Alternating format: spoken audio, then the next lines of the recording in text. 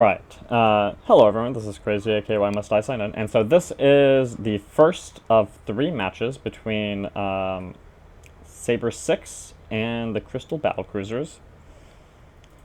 Game resumed. And so this is going to be on the longer side of matches, but let's see what we got. We have from the Crystal Battlecruisers, Lokuaz going 4-3, Colossus going range missile, Raven Thief going range missile, Pseudophanes going Plague, White Zombie going Feedback, and Tech Nasal going 3-2 Dread. From Sabre6, we have Dark Uncle going Mutation Leviathan, J-Quest going Seeker, Marshall going 2 Griffins and 1 Gats, interesting, in the mid. Bane going Storm, Jimber going Range Missile, and Kint going Plague. So it's sort of interesting opening from both teams, but the red team manages to have a little bit more aggression in the early part of the game, partly because of the, oh, they do have 1 fewer support. So instead of the Raven, they both have an Overlord, they both have a Dread, but blue team started off with the Colossus. And so instead, so that's a Colossus instead of Dread, in one sense. Both teams have a frigate. But then it's Battlecruiser versus Leviathan. And,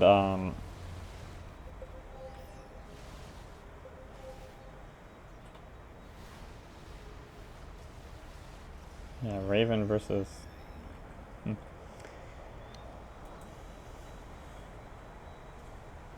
Let's just look at this.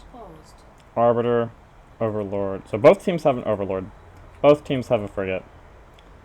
It's Arbiter versus Arbiter, O versus O, F versus F, D versus D. And then it's D versus L, and B versus R. So it's Battlecruiser versus Raven right here. That's interesting. There we go. That means blue team is not ever going to have lockdown as a potential, but they have imp, they have radar, they have all these things that will help them control and energy deny the other team. And as we can see, Colossus picked up nuke immediately. And so if he can get in and land that nuke at a good time, that could be very significant for him and for the red team.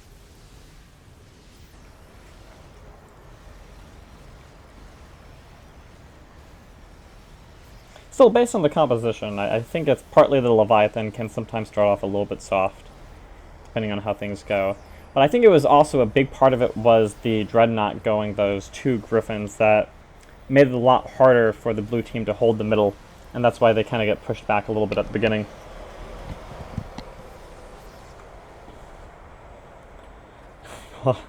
Colossus is asking if he can nuke whenever he wants. And so, yeah, a thing to mention about the red team here, which is the perspective of the replay I have access to. So even though the replay allows me to see the movements of everyone in the game, it doesn't let me see any of the in-game text chat from the blue team. Not that I'm necessarily sure there was any. But they are still trying to coordinate. Basically, it's entirely possible that some of them don't even have voice chat. So they're working with a kind of significant handicap in that regard.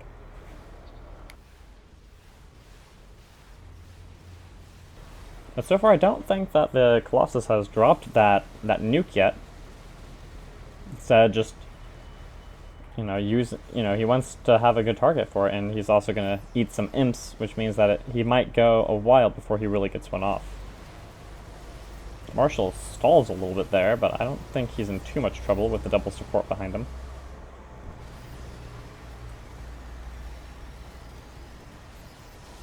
Kind of a lot of farming ups from the blue team. Jumper's on 4 laser already at 11 minutes. Marshall is kind of going this curious mixed build where he has 2 armor and now 4 armor, 5 shields. So it's mostly an armor build, but he's slowly, I guess, working up to 10 shields. But right now, until he kind of hits that breakpoint of 10 shields, the individual shields ups don't really do that much for him.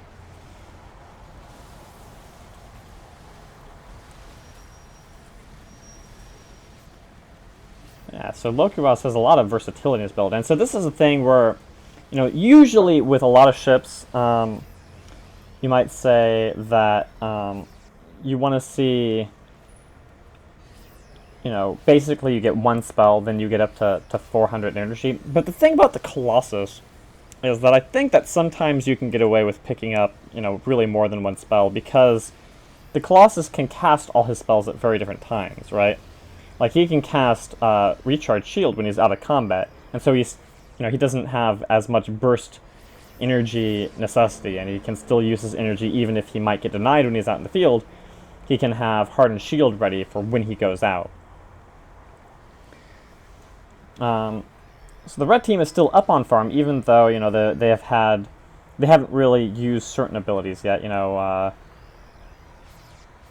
the BC still hasn't dropped his nuke, I don't think, in any sort of on any sort of meaningful target.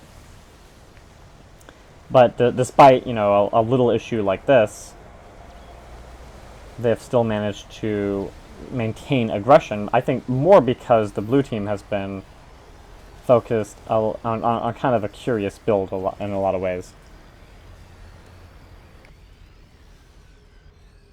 And I think Jimber Jimber also picked up Fusion, but he also got Rip Wave.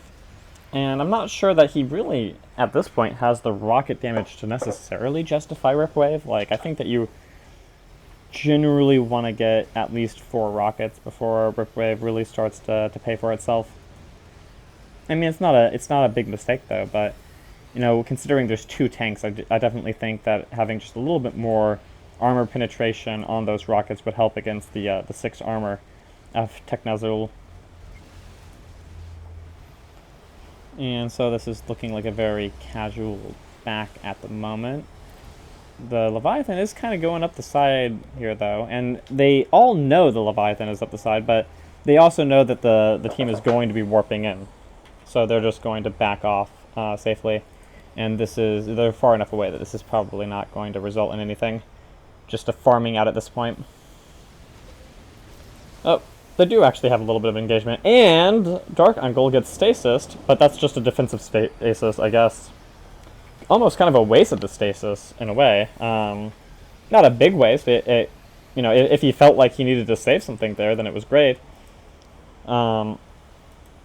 But considering Raven doesn't have fusion, I think that he mostly, at this point, actually has the stasis for Colossus, who might have suffered an imp there as well. And I didn't actually see that, but that might be what happened. Sometimes when you see the Arbiter stasis someone, then you imp the BC, you imp the frigate, and so then the stasis just doesn't really do anything other than momentarily mess up positioning.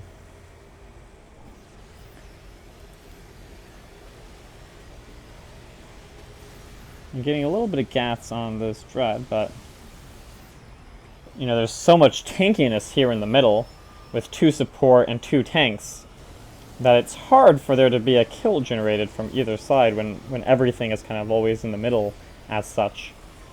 But the red team is actually kind of managing to hold a little bit of a farm lead.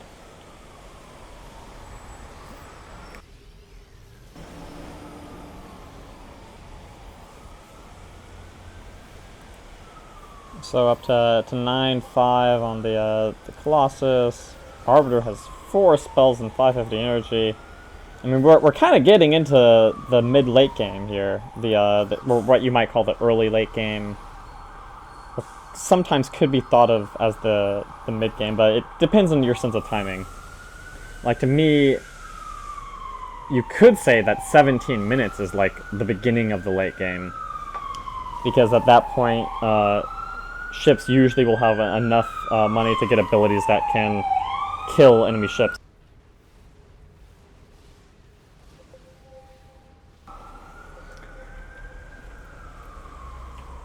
So Raven still does not have fusion, so even though the Arbiter does have stasis, and has gotten a stasis off, they don't have the capacity for a double nuke, but since there are diminishing returns on double nuke, it actually can kind of make sense. Oh, That nuke went off on the Arbiter, but it outran it.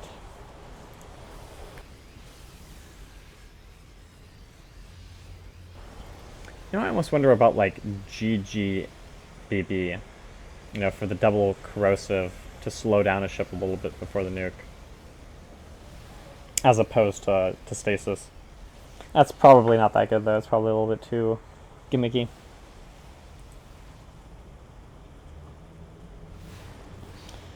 So Sabre6 is up to 2,120 plus 250. And the red team is maintaining just a slight farm lead here. But so far this is just, you know, big fat tanks button heads every now and then against other big fat tanks. It's kind of hard for there to be a lot of progress made either way. Of course, they do want to set up these warp tricks, but they got spotted. Dark Uncle got spotted with the scan and the antenna.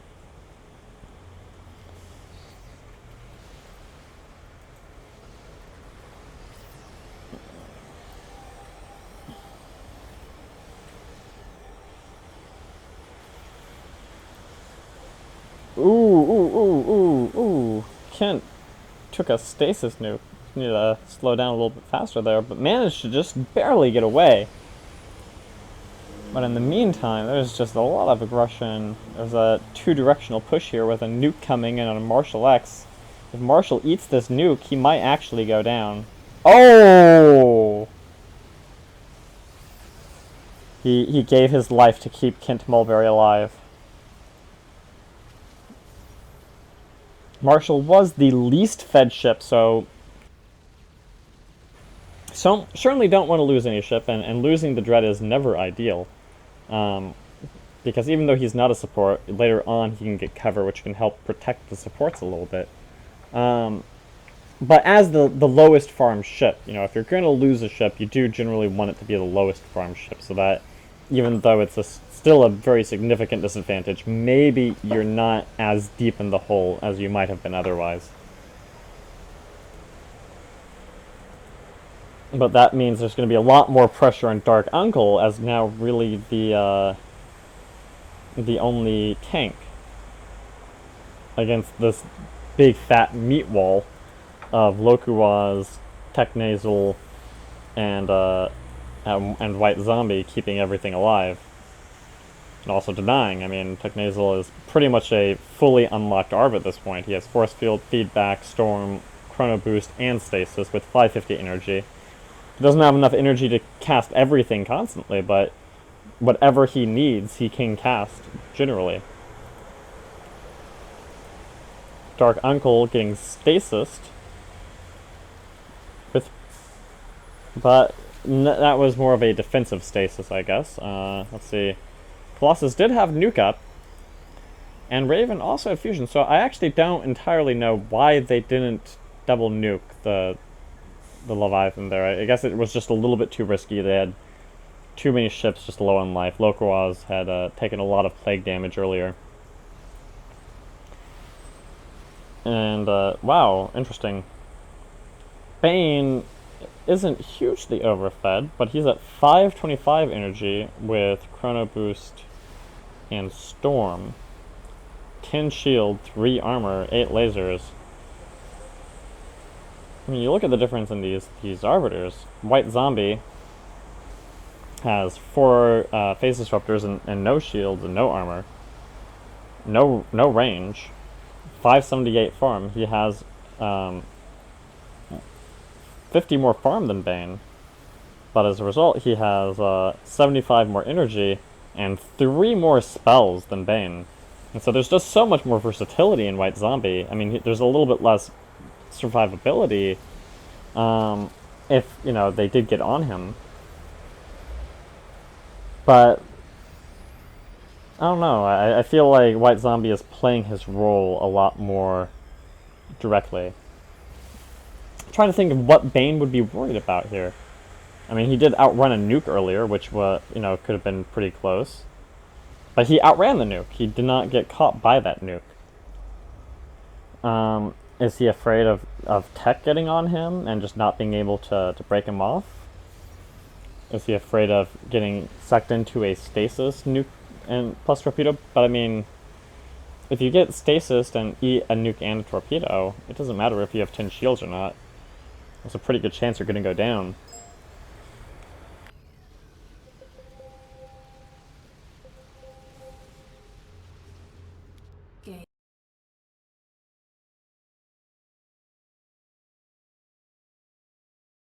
Oh, yeah. I will have a guest commentator for the next game after this, assuming that the replays got sent to me correctly. I haven't checked the forum yet. I just stayed in this that he joined me in. Ooh, Kint has taken some damage, but I think Pseudo just doesn't quite have the range to get him in the red. So there's a 700 farm difference, and they're late enough in the game that it's a little bit tricky for them to really regain the farm lost by losing Marshall.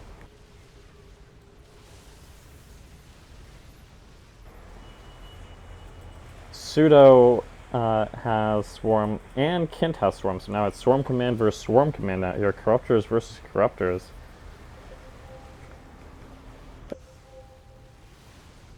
But Dark Uncle is actually trying to maintain the side lane, which means that the line positioning of the blue team is just going to be kind of erratic because Dark Uncle is the only tank. So it's just kind of this, it's more like a straight up and down horizontal line rather than a vertical line. Red team all going back together. So they've got to be in TeamSpeak. Yeah, I think they're definitely in TeamSpeak if they're playing this coordinated. It's just some people apparently choose to chat using the in-game text rather than TeamSpeak every now and then, but it seems like for backing and for other things, they're definitely on TeamSpeak.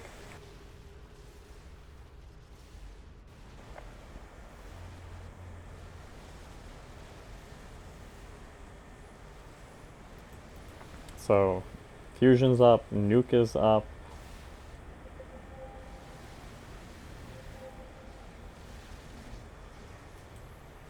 Raven is warping in. He's thirsty. He wants something. He's chrono boosting tech.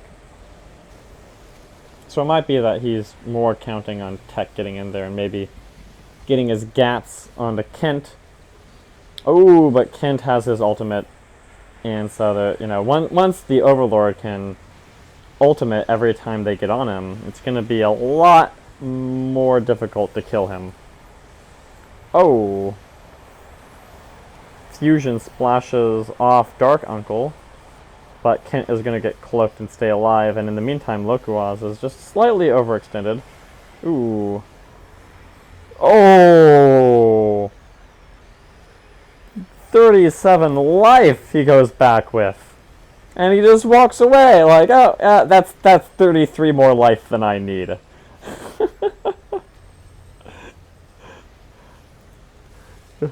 It doesn't matter how low you are. All that matters is that you have enough to get back to base. And with an Arbiter that has pretty much infinite energy, the amount of life you need to get back to base is 1.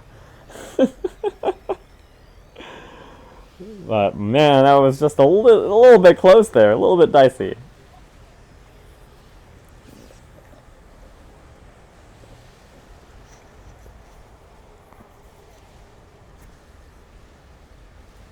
In the meantime, there's just, a lot of stuff on the map, right? There's a lot of Corruptors, siege creep. And so just dealing with all this stuff on the map is a little bit tricky when, you're up against an Overlord and you don't really have a carrier to, work at just cleaning up all this stuff on the map. You're going to have to rely on lasers and tentacles. So Dark Uncle, again, has even more work. He's actually struggling to stay on one-shot farm. He's been trying to have damage output and tankiness. In the meantime, he's really been suffering on tentacles, which makes it even harder to deal with Corruptors and some of these other swarm command units.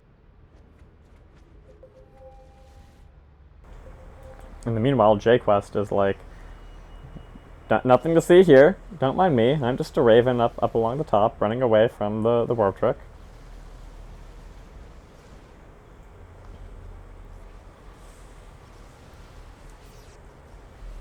Alright, a little bit of a lull here. Let's speed it up. Team coming out. Bane's still on 3 spells, now with level 10 lasers. He does have Storm.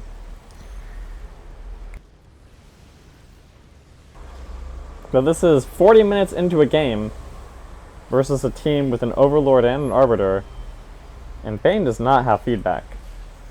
That strikes me as curious decision making.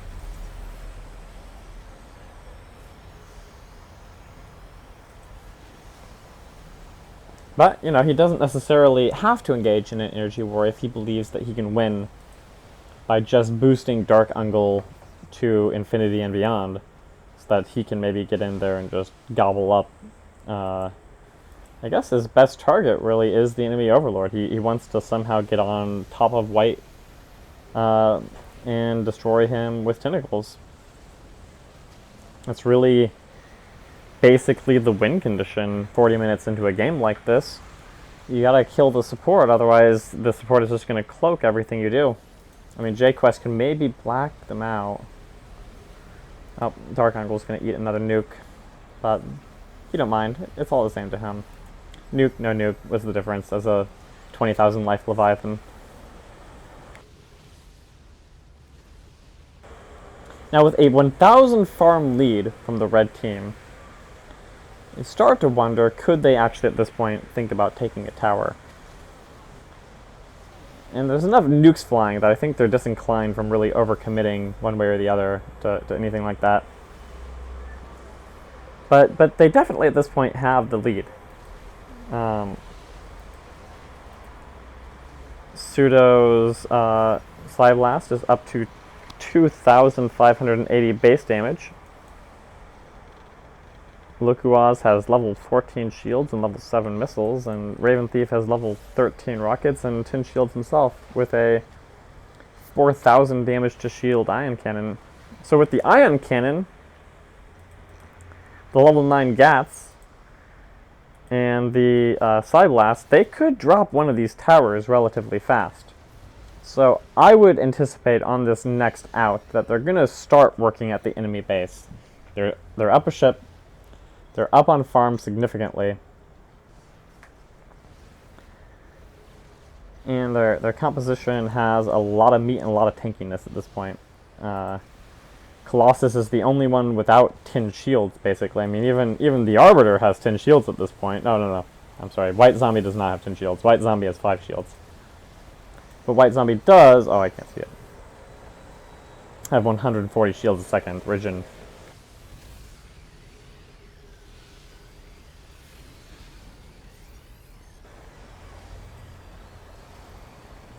Now that drifting fusion torp doesn't quite manage to land.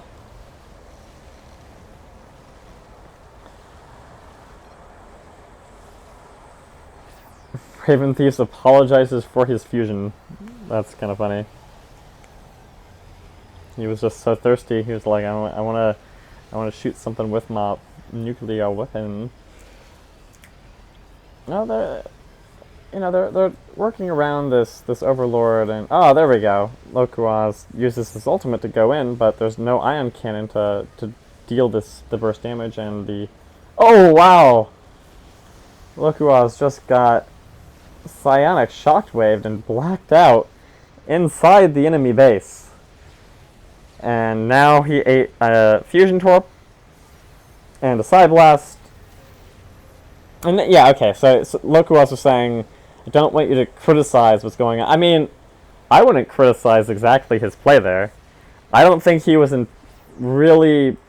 I'm not entirely sure he could have been better prepared to deal with that particular psionic shockwave. I mean, because... I mean, if I was going to criticize anything, I would have just said to, he should have had the frigate over here when he wanted to start working on the warp prism. But you do, I think, want to start working on that warp prism. You know, if any ship is going to take a psionic shockwave into the enemy base, you want it to be the Colossus that can take just that, you know, heavy burst damage. But I mean, really, you just have to give it to Kent. That was just a gorgeous psionic shockwave. So I wouldn't say that was Lokuaz necessarily hugely misplaying. That was just Lokuaz landing one of the most beautiful psionic shockwaves I think I've ever seen. And so that did even up this game. Now it's, you know, tanks have died on both sides, and now it's Dreadnought versus Leviathan.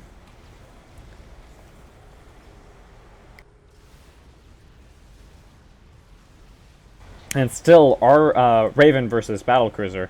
Now the Battlecruiser does have, you know, his lockdown. He has 500 energy. He has nuke. He has defensive shield, and he has level 17 Rizzle. So he can work at the Leviathan while also trying to deny the Arbiter or the Raven. You know, they have 3 forms of denial on the red team.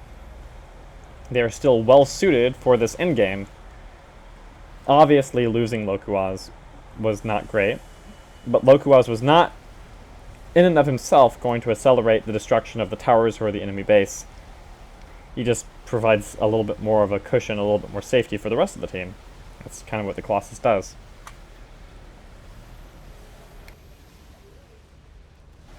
I mean, if the blue team had had a carrier, losing the Colossus would be a much bigger problem. You know, to lose the Lance, or Void Ray, or etc. But versus a Leviathan, it's still rough to lose a Colossus, but it's not changing exactly your win conditions, which is really to lock down the enemy Void Ray and Arbiter to the point that you can just work down the Dark Uncle, because they do have Siphon. They have Siphon, they have feedback. Dark Uncle only has 550 energy. I mean, he has 8 armor, yeah, but Psyblast will cut right through that.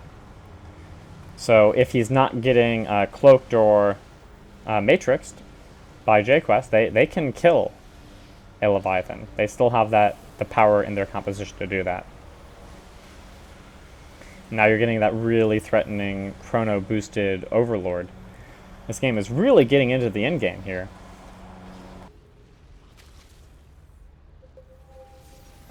Five ships over 1,000 farm. These are very fully developed. Oh, we have a stasis Leviathan eating a nuke. Oh, Pseudo accidentally drifts a little bit into that swinging fusion torpedo, but he'll make it out okay. But yeah, I'm not entirely sure about the stasis on the Leviathan there. I mean, you can kill the Leviathan, but I don't think you're going to do it with a stasis fusion torpedo. You're going to do it more, actually, I would think, by stasising the Arbiter or the Raven. Really, I think the Raven, yeah. You stasis the Raven, you lock down the Arbiter, and then you can just kill Dark Uncle with feedback and Siphon, and then Psionic Blasts or something like that.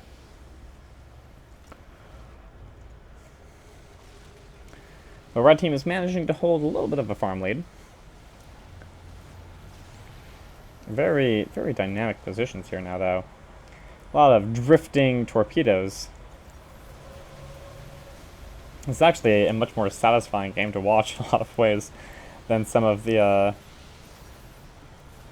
you know, certainly, you know, there's you can have two very good teams go up against each other and have a very boring game as a result, because one team makes a slight misplay and both teams have such high aggression that they take advantage of it immediately for a kill. And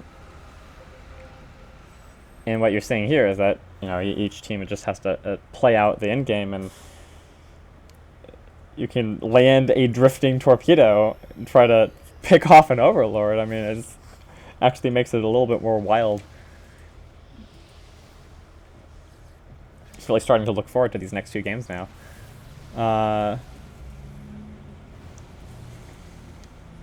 Dark Uncle, this big fat 21,000 life Leviathan with 15 armor, 36 armor here. 15 armor upgrades. 550 energy. Yeah, there's the feedback. I didn't see the siphon, but there's the siphon. He's also suffering from contaminate. Oh, but the dreadnought gets stasis. Then there's going to be a torp on him. But you know, it's a dreadnought. He can eat torps. It's not a big deal. Meanwhile, wait, what? How did Dark Uncle? No. Whoa, torpedo on Uncle. Whoa, 600 life. Oh, he gets a regeneration off. 3,000. He's back to 3,000. He's cloaked. He's gonna make it out. And here comes Kent, just cleaning up everything with a psionic shockwave. This is hilarious. Wow. Get off my Leviathan. You're not allowed to kill Dark Uncle. That's what Kent was saying right there. He's my Dark Uncle.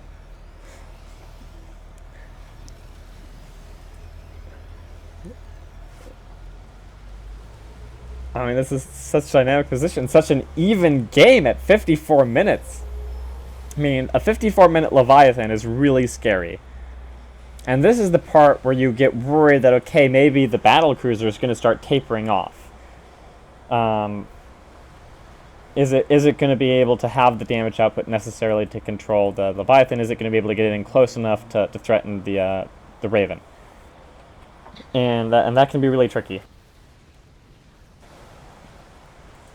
But let's see. Bane is still on 4 spells. We're now 55 minutes on, and this is a 55-minute 900 farm Arbiter that does not have feedback.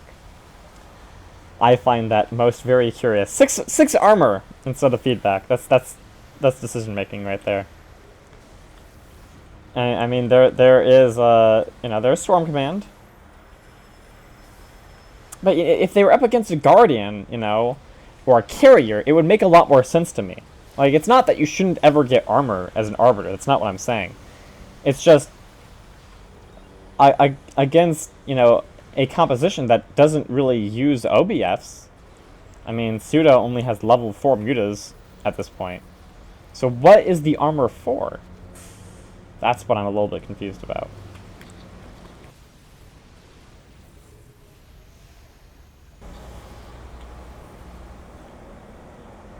A lot of aggression here. Dark is so big and fat, but he takes a lot of damage. He's fat enough that all the missiles love to fly directly into him. And he can use rapid regeneration for 2,513 life, but he has finite mana because he can get siphoned and feedback to a fair amount.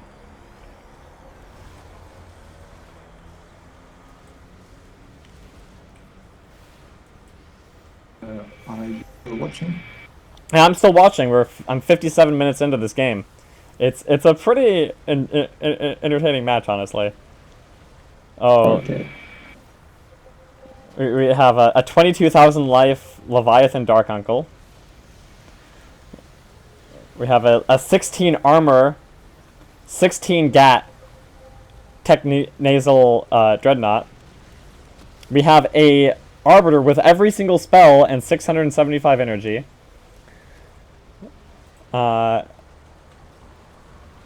Entertaining, yes. You got to said about the 60-minute rule. Oh yeah, I don't think these people were savvy enough on the rules to care about that. They played it. Oh, I don't want to spoil it. Just tell me when you finish.